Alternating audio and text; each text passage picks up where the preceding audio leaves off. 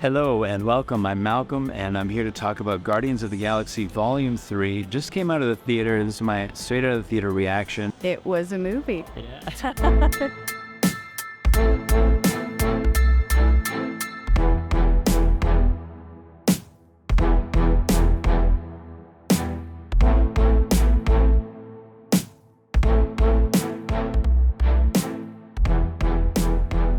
Judging how people were leaving the theater, there were a lot of people who were quite emotional in this final third installment of the movie, and so that was really actually moving to see people who are really invested in this franchise coming out of the movie, being very moved and saying goodbye, I guess, to these incredible characters they followed through these three films. I'm a bit on the sidelines when it comes to that. I just come at it as someone wanting to see a good movie. In that sense, I wasn't entirely engaged by the story or the characters, for that matter. What were you hoping for, best case scenario? Just more connection than they actually provided between the characters. Seems like each movie there's less and less, even though the whole movie was supposed to be driven based on saving their friend who they loved. So you'd figure there'd be more bonds and more connection, but it just felt detached, forced. There's a lot of emotional manipulation, and I don't think I can really skirt around that issue. Together with the music and the story, you're often cued to feel a depth of emotion that isn't really there. So I felt it was manufacturing emotion. Even when children are running out and being saved, they flash to a woman's face going, "Oh!" instead of letting us feel something for ourselves, forcing us to feel or telling us what to feel. Like, oh, you should feel this now, instead of just allowing us to, letting the movie show us. And when it comes to the actual story, I thought it was pretty labored for a large part of it. The bulk of the story revolves around Rocket, Bradley Cooper's character, the raccoon. He suffers a traumatic event off the top, and he's basically fighting for his life throughout the whole film. Rocket's sort of on life support, and they discover that he has this kill switch inside his chest. So the whole group goes off into the galaxy to find out who embedded this device inside Rocket as he lays fighting for his life. They discover this nefarious villain, and so this guy has major anger management issues, and he designed Rocket to have this superior brain power, but he kept him locked up in this cage. He implanted him with this genius, and it was like the best brain he ever created, and then while Rocket is convalescing, he's going back into his daydreams, and we're kind of learning about his childhood, as it were. He was created by this villain and locked up in a cage, and he created this amazing brain for Rocket, which when he escaped, he spends all his time trying to get it back. Basically, you're either going to go to this because you've been following the franchise and you're hooked into the characters and the universe of this story, and you probably have your favorites. I think Drax is probably my favorite. Just to see David Bautista, how he's evolved from the first film, But he's really come along as an actor, watching his work in other films and then seeing how much more grounded he is now. He has a lot of great lines in this movie, and yeah, he's just really delightful. But he's also very emotional at the end, which I thought was unique. I would say Chris Pratt, he was also a bit reserved. I felt he feels a little held. Yeah, I thought he might be looser, it's his third installment. He might just give less of a crap or something. But he was very held, as I said, which just means he was contained. Who else is there? Gamora, she was pretty upset most of the time.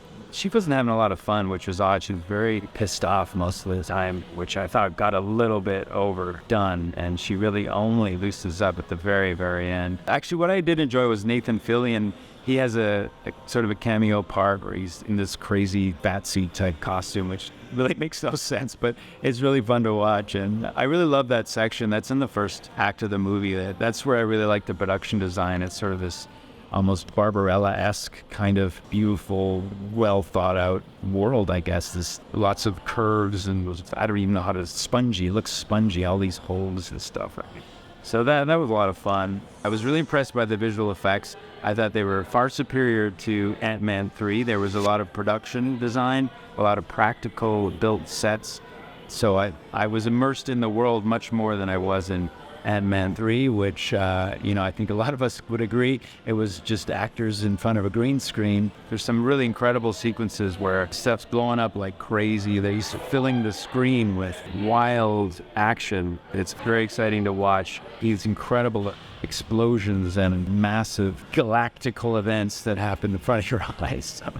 The VFX is incredibly rendered. Anyone familiar with the Guardians franchise will know that that's something they've done very well throughout the whole series. It's always been very practical with dazzling visual effects. So that hasn't changed at all. There's a lot of exciting visual cinema here. There's some incredible set pieces, in the galaxy. I was fully immersed in it. So I really did enjoy all the visual aspects of the film. And again, the humor, like if you're a fan of James Gunn, you're going to probably enjoy the humor. But there's also the opposite side of that where it's like, okay, the whole story is stalling so that 5 people can deliver joke after joke after joke. And it gets a little tired after a while because a lot of the humor is a bit juvenile. And so like one joke would do, but they got to put 5 in instead. Joke machine that was more dad joke than actual joke. Gamora, for example, she seems to be quite strident and angry, and Star-Lord is trying to remind her of their previous romantic entanglements, and she's not having any of it, which is a source of quite a bit of humor in the script. They go to this weird suburban world where everybody has large ears and funny noses, and they all drive K cars for some reason. And Chris Pratt apparently hasn't driven an automatic car before, even though he can navigate a spaceship. I guess that's supposed to be funny too. One of the things I thought was really odd that stood out to me were a lot of the characters are very angry in this movie. There's a lot of yelling and outright anger back and forth. Particularly Gamora, she seems to have a real chip on her shoulder. She's very angry, most of her scenes yelling a lot, but this goes across most of the characters. They all have scenes where they're angrily confronting one another or like having these anger tantrums. And actually the lead villain was incredibly angry. He was just screaming all his scenes. So that really struck me as odd, is to have all these anger management issues was a bit strange to me. And everyone was just angry at everything and each other, and no reason to be. Yeah. It just, for a family film, there was a lot of just agitation, disgruntledness. They're all in their terrible twos, even though it was the 3rd movie. My takeaway as an average moviegoer is that it's a visual feast, definitely. It's incredibly well designed, looks amazing on the big screen. I saw it in 3D, and it's very immersive. And I think basically you're either going to go to this because you've been following the franchise and you're hooked into the characters and the universe of this story. I think it's definitely worth seeing, especially if you're invested in the franchise. You're probably going to get a lot out of this film that maybe went over my head. As a casual moviegoer, I'm not entirely sure you'll have the best of times. You'll have an okay time for sure. It's not a bad movie by any means. It just isn't that exciting or I would say memorable. I would say it's very serviceable, but I would say you could easily cut 20 minutes out of this movie and you wouldn't miss it. I, for one, was actually kind of waiting for it to be over when it got, past the 90-minute mark. It just felt like it was this movie that refused to end. It was like, no, we got another giant galactic thing we're going to blow up and you're going to sit and watch it. So, and there's this whole like Noah's Ark thing at the end, which is like so crazy over the top, and it just goes on and on and on. But it felt a little bit overextended by that point. Just in closing, I had a decent time. It's a fun enough movie to sit back and enjoy. I wasn't that invested. There's a lot of emotional manipulation, which didn't really work on me, but I think it could work on other people, especially if you're invested in the characters. Let me know if you're going out to Guardians and how it lands for you. Thank you for being here. I hope I've been of some help to you in enjoying this movie, and we'll see you on the next one. All right, cheers.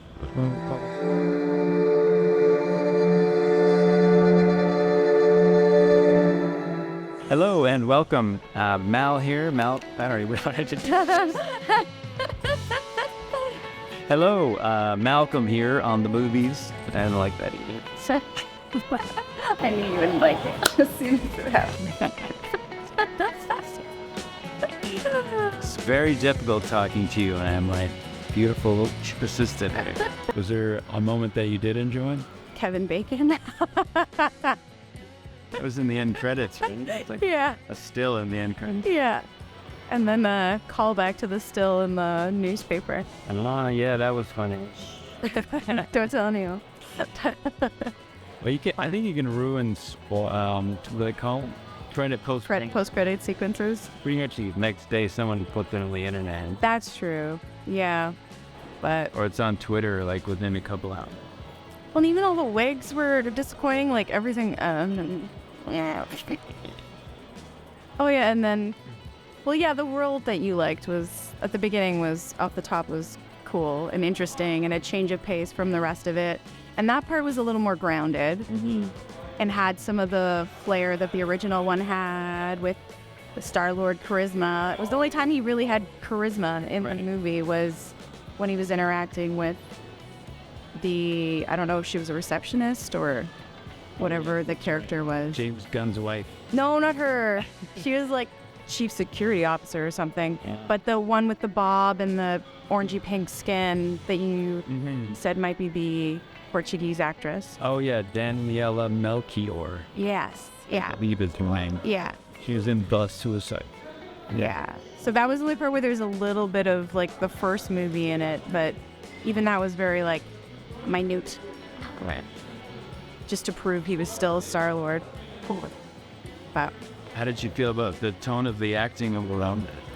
well, I don't know. It didn't really feel like they were connecting at all, and everyone was just angry. I do have to take a break because there's a gaggle of young people behind me.